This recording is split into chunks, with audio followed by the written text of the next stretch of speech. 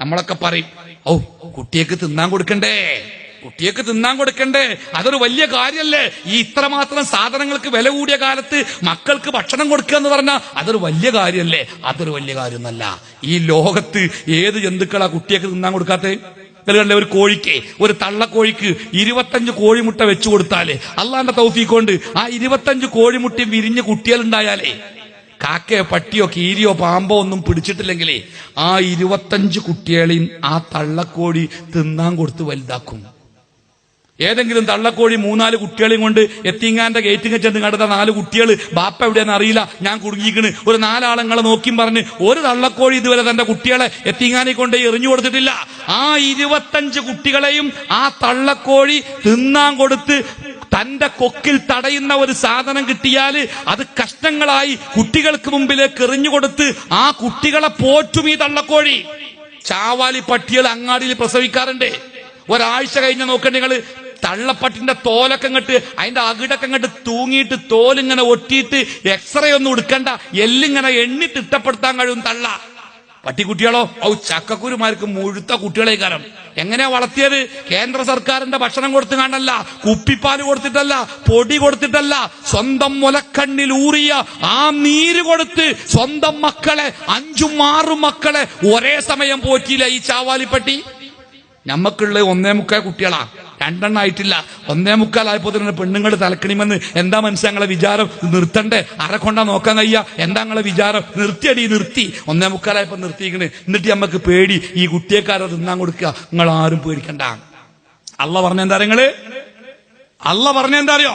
നഹ്നു നർസുക്കും, അവർക്ക് തിന്നാൻ കൊടുക്കും ഞാൻ, നിങ്ങൾക്കും ഞാൻ തിന്നാൻ തരും. ചില ആൾക്കാർക്ക് ഒരു പേടി, ലോകത്ത് ജനസംഖ്യ കൂടിയാൽ ഇവിടെ ഭക്ഷണം കിട്ടാതെ ആൾക്കാർ കഷ്ടപ്പെടുവല്ലോ, അതുകൊണ്ട് ജനസംഖ്യ കുറക്കണം എന്നാ പറഞ്ഞേ. ഇല്ലേ? എങ്ങക്കറിയോ സഹോദര ആ വാദത്തിന്റെ പൊട്ടത്തരം? 1920-കളിൽ 920 കാലഘട്ടങ്ങളിൽ ഈ ലോകത്ത് ജീവിച്ച മനുഷ്യന്മാർ നമ്മുടെ കൂട്ടത്തിലുണ്ടാവും, പ്രായമായ ആളുകൾ 20-കളിൽ 30-കളിലൊക്കെ. ആ കാലഘട്ടത്തിൽ ഇന്ത്യ രാജ്യത്തിന്റെ ജനസംഖ്യ 15 കോടിയിൽ താഴെയാണ്. പാകിസ്ഥാനും ബംഗ്ലാദേശും ഉൾക്കൊള്ളുന്ന വിശാലമായ ഇന്ത്യയുടെ ജനസംഖ്യ 15 കോടിയിൽ താഴെയാണ് 920-കളിൽ. ആ കാലഘട്ടത്തിൽ ജീവിച്ച മനുഷ്യന്മാരോട് ചോദിച്ചു നോക്കിയത്, ഓര് ജീവിച്ച കഷ്ടപ്പാട് എന്റെ അമ്മയൊക്കെ പഠിപ്പിച്ചു തന്നിട്ടുണ്ട്.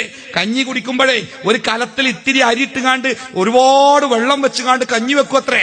ആ കഞ്ഞി വേകുമ്പോ ആദ്യം കഞ്ഞി വീട്ടിലെ പുരുഷന്മാർക്കൊക്കെ വിളമ്പിക്കൊടുക്കും, പിന്നെ സ്ത്രീകള് ആ കഞ്ഞിക്കലത്തിന് ചുറ്റും വട്ടത്തിലിരിക്കും അത്രേ.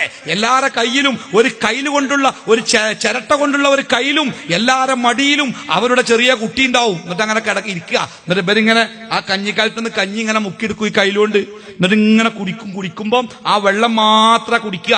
ആ കയ്യിലിന്റെ അടിയിൽ 4 വറ്റുണ്ടാവും. ആ വറ്റ് ഞരടിങ്ങാണ്ട് ഈ കുട്ടിന്റെ വായിലേക്ക് വെച്ച് കൊടുക്കും. അങ്ങനെ അമ്മ കഞ്ഞി വെള്ളം കുടിച്ചും കുട്ടി വറ്റ് തിന്നും വിശപ്പടക്കി. നമ്മളൊക്കെ ശ്രദ്ധിക്കേണ്ട ഒരു കാര്യമാണ്.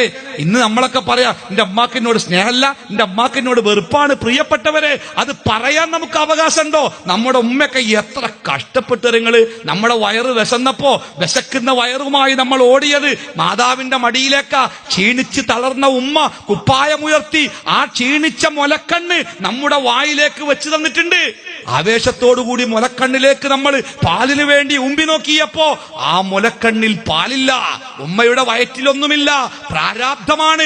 ആ ഒട്ടിയ മുലക്കണ്ണിൽ നിന്ന് നമുക്ക് പാല് കിട്ടാതെ വന്നപ്പോ നമ്മുടെ മോണയിൽ മുളച്ചു വരുന്ന അരിപ്പല്ലുകൾ കൊണ്ട് ദേഷ്യം പിടിച്ച് നമ്മൾ ആ മുലക്കണ്ണിൽ കടിച്ചു വലിച്ചിട്ടുണ്ട്.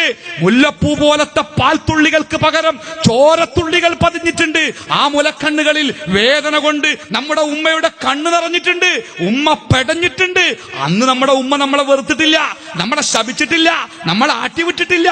ഇന്ന് എല്ലാം തികഞ്ഞ് ജീവിക്കുമ്പോൾ നമ്മുടെ ഉമ്മമാർ നമുക്ക് ഭാരമായി മാറുന്നു, നമ്മുടെ മാതാക്കൾ നമുക്ക് ഭാരമായി മാറുന്നു, പിതാക്കൾ നമുക്ക് ഭാരമായി മാറുന്നു. പ്രിയപ്പെട്ടവരെ, ഓർക്കുക, ആ മാതാപിതാക്കളുടെ കണ്ണിൽ നിന്നെങ്ങാനും ഒരു തുള്ളി കണ്ണുനീര് ഈ ഭൂമിയിൽ നമ്മുടെ ചെയ്തി കൊണ്ട് ഉറ്റി വീണിട്ടുണ്ടെങ്കിൽ ആ തീജ്വാലയിൽ നിന്ന് നമ്മളെ രക്ഷപ്പെടുത്താൻ ലോകത്തിലെ സമുദ്രത്തിലെ മുഴുവൻ വെള്ളത്തിനും ആവുകയില്ല എന്ന പാഠം മതം നമ്മളെ പഠിപ്പിക്കുന്നുണ്ട്. മറക്കരുത് പ്രിയപ്പെട്ട സുഹൃത്തുക്കളെ. അങ്ങനെ ദാരിദ്ര്യത്തിന്റെ കാലമായിരുന്നു അന്ന് 920-കളിൽ. 15 കോടി ജനങ്ങളുള്ള കാലത്ത് ഇന്ത്യയിൽ പട്ടിണിയേനി. ഇന്നിപ്പോ എത്രയും അറിയങ്ങൾ 110 കോടിയായി. 110 കോടി. എന്നിട്ടോ നമ്മളൊക്കെ പെരന്റെ അടുക്കളയിൽ നിന്ന് രാത്രി ചോറുന്ന പാത്രം കഴുകി നമ്മുടെ സ്ത്രീകൾ പുറത്തേക്ക് ചിന്തുന്ന വെള്ളം ഉണ്ടല്ലോ, അതിന്റെ അടിയിലൊന്ന് പോയോക്കൊണ്ടി 4 ആൾക്ക് വിശപ്പടക്കാനുള്ള ചോറുണ്ടാവുകയില്ല. 110 കോടിയായപ്പോ 15 കോടിയായ കാലത്ത് പട്ടിണിയിലായിരുന്നു രാജ്യമെങ്കിൽ 110 കോടി എത്തിയ കാലത്ത് ഭക്ഷണം കുമിഞ്ഞുകൂടിയിരിക്കുന്നു. എന്റെ കാരണങ്ങൾ പണ്ടൊക്കെ ഒരു നേന്ത്രക്കൊല വെട്ടിയാലേ എത്ര കിലോ